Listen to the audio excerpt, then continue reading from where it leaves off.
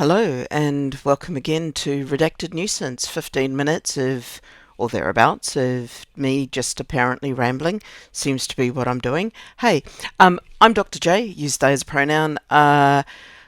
Call this unedited, totally lo-fi production value podcast Redacted Nuisance, because if I called it Queer Nuisance, which is what I would naturally call it, a lot of people wouldn't be able to access it because it would be blocked on various platforms. So it's called Redacted Nuisance, not because I wish to hide who I am, because I wish who I am to be visible so that people can get to it.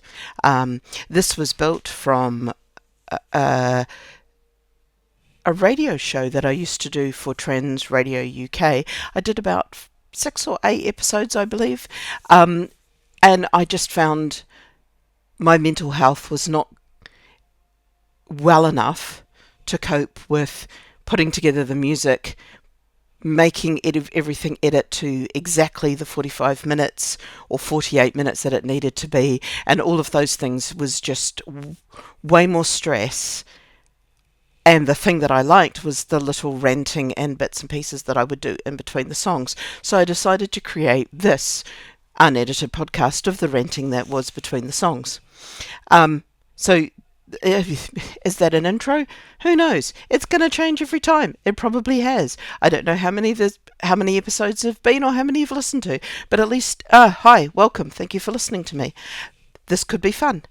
The thing I wanted to talk about was there's a notion of parasocial, and there's also a notion of the queer diaspora on social media. So let me run back and explain from the start. I have this theory which I think has almost been proven, but I'm not entirely sure how to prove it, and I'm going to use the queers for all of the LGBTQ plus people. The queers use social media in a different way and always have to non-queers, to straight people who are not queer. How to explain this? For example, my use of Facebook has always been to connect to people who I do not know. I do not know well. I may have met once, or I may have met as a friend of a friend of a friend, or I may have seen talk somewhere. Not just Facebook, but Twitter when it existed and wasn't a cesspool. In fact, every single social media is about connecting to people who are of interest to me, but I don't have a direct connection to. This is almost the inverse of how straight people who I've met use Facebook and other social medias. They connect to people who they know. So people who I've spoken to when I was figuring out and researching this back in 2010, 2011 for the company that I worked at the time, people who I spoke to who were not LGBTQ plus identified could not understand why somebody would want to be connected to people they didn't know on social media. They would look at me and say, but why would you connect to somebody on social media if you have never met them? Or if you have never met them. And this got me, and it can be as stark as that, and this got me thinking of how do queers use social media? And I think the queers have always used social media because we are a diaspora. We are a diaspora that is not familiarly identified. It's not a diaspora where your mum and your dad usually, or your parents, or the people around you are usually part of the diaspora that you are part of. For some lucky people it is, but for most of us, we're totally queer in the village. We're not somebody who sees people like us around ourselves. We are trying to seek out people who might be feeling the same as us, and we reach out and attempt to find them. And I can recall doing it via pen pals, attempting to. I can recall doing it via, the moment I got a modem, I found bulletin boards. The moment I got the internet, I found internet groups, I found IRC, I found ICQ, I found Newsnet, I found all of these places where there were people who were queer who were wanting to connect to each other. I found mailing lists. I have been friends with people on mailing lists for 20 plus years and only just met them a couple of years back. But we have been, and I was going to say closest friends, we have been friendly. We have communicated with each other, the ups and downs of our lives. We have cared for each other during that time for 20 plus years and had never met. And when we did meet, it was very intense. And I will say weird, but I don't mean weird in a bad way. I mean weird in that you're meeting somebody face to face who you know, but you don't know. So you know so much about them, but you don't know anything about them. Very, very complicated. And I know this is based only on my experience and on the experience of people that I've spoken to, but it's almost like the queers reach out via any means that they can find in a search for people like themselves, like some kind of sporing mycoplasmic being constantly reaching out to find others who feel similar or the same. And I'm thinking of some of the imagery from This Entangled Life, where they talk about all the funguses and everything like that make up soils. That's not saying queers are funguses. I'm using the metaphor of funguses to describe the queer experience of reaching out. And you see this reaching out represented in so many different places. You see it in the way that queers have interconnected. Queers are usually the first groups, the first influencers, the first people who are pushing a social media. They'll be the one who've gone, hey, on this social media, we can slip under this barrier or this way, and I can connect to a slightly different group of people who I can connect with, and I can start talking to, and here I can reach another group. And you just spend your time trying to reach out and find these people who might have a similar experience of life to you, who might have a similar way of thinking to you.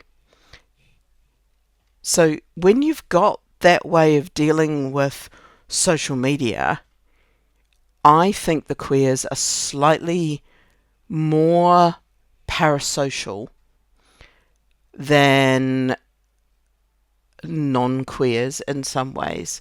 And this means, so I've struggled over the last couple of weeks to sit down and watch telly or watch a film, but I have watched 3.5 hours or longer video essays of people talking to me because I feel like I'm sitting with somebody and having a discussion. I'll sometimes walk away from it and go make a coffee and come back, but it feels like a discussion. It feels like this person is sitting in my room and I am talking with them, which leads to some very complicated notions where I have met people who I only know via their video essays, and I have been unaware of how that parasocial thing has built up until I've stopped to think, does this person actually know me? Because to me, they have been in my house. To me, they have been in my space and they have talked to me and we've shared very personal things. Whereas in fact, they have been speaking to a screen or speaking like I am here, and the other side of the relationship is totally on me. It's on me sitting there with them on my screen, feeling that intense sense that this is somebody who thinks like me, who has similar background to me, who's talking to me, is sitting in my room talking to me, so I feel that closeness. And this is wonderful and is also difficult should you ever meet them. Trust me, if you ever meet me, I'm very aware of the weirdness of that situation. I'm also aware that some people take advantage of those situations. I will never. You and I don't know each other. There will be barriers put up. you are the vulnerable person. I have to be the responsible person, no matter how I'm feeling at the time. That's just a little reminder that I need to remember. One of the harder things for me, though, at the moment, is there's been some videos coming out, especially from the American commentators who I follow, who I feel really identify with, I feel quite close to. They talk about shows that I enjoy.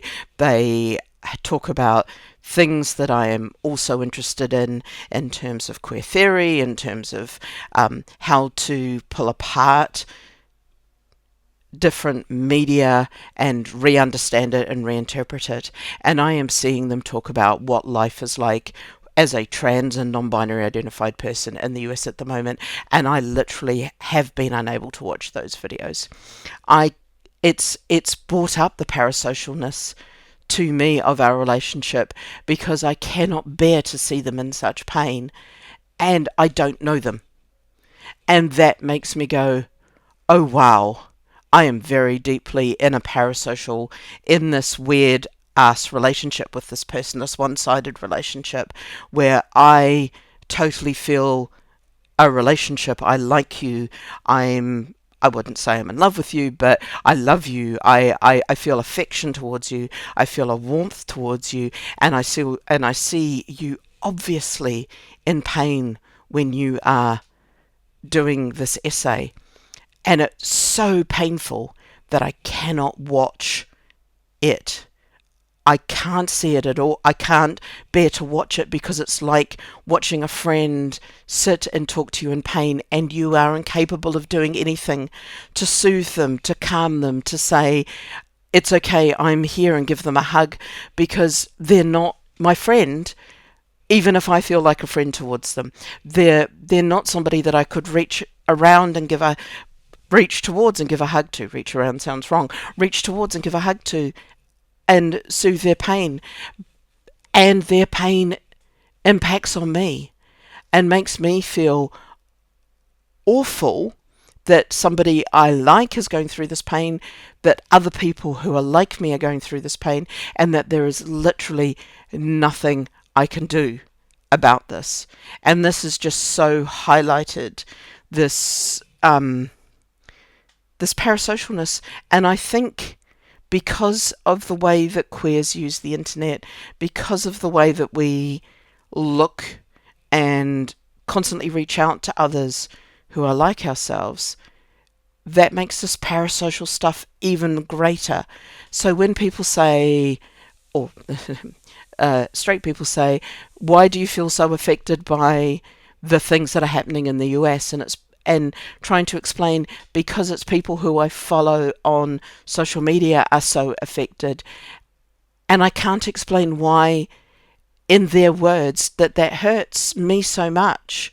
Because they're like, but you don't know this person. And I'm like, no, but I can totally feel their pain. I can totally feel what they're going through. I can empathize with them in a very deep and meaningful way about why this hurts, why it is impossible, why it is so hard to see somebody in pain who might be even minimally like me. I'm going to end it there because here it is. My voice is dying from the plane trees. The plane trees are all male. They are spuffing in the air, something chronic. All of that pollen has to go somewhere, and it collects in my throat.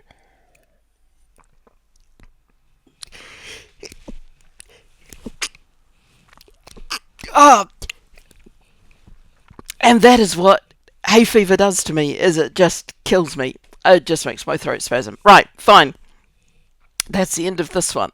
Parasocial. It's really difficult, and I think I have a theory that it's slightly different for the queers. It's slightly more, it's deeper and it's more nuanced in a way that is hard for others to understand because of that dynamics of a diaspora.